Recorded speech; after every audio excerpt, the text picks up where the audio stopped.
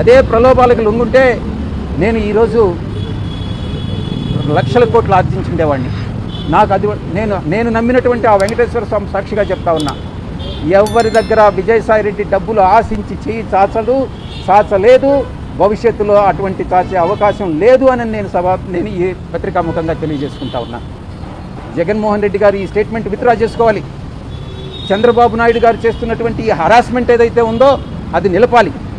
ఇవి రెండు జరగాలంటే తిరిగి రాజకీయ రంగ ప్రవేశం చేయాలి.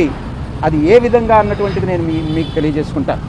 ఇక కోటరీ విషయానికి వస్తే, నేను వ్యవసాయదారుని. ఈరోజు వ్యవసాయం చేసేటప్పుడు యజమానికి పాలేరు ఉంటాడు.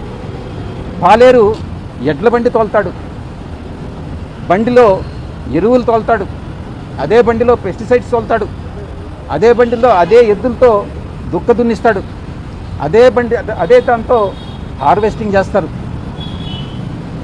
కానీ ఈ పాలేరులాగా నేను ఈ యొక్క 15 సంవత్సరాలుగా, అంటే 2009 నుంచి ఈ రోజు వరకు జగన్మోహన్ రెడ్డి గారికి ఒక పాలేరులాగా నేను పనిచేశాను. చిత్తశుద్ధితో నిజాయితీగా పనిచేశాను జగన్మోహన్ రెడ్డి గారికి.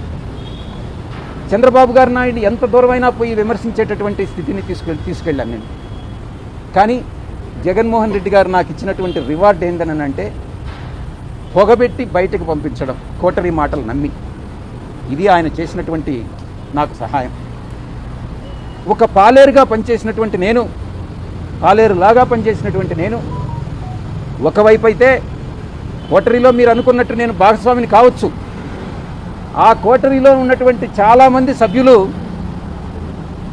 పంది కొక్కుల్లాగా, ఏదైతే జగన్మోహన్ రెడ్డి గారు కష్టపడి పండించి ఆయనకు పాలేరులాగా పనిచేసి నేను పండించి ఆయన కోసం నేను శ్రమపడ్డానో, దాన్ని పంది కుక్కుల్లాగా తిన్నటువంటిదే ఈ కోటరీలో ఉన్నటువంటి కొంతమంది సభ్యులు.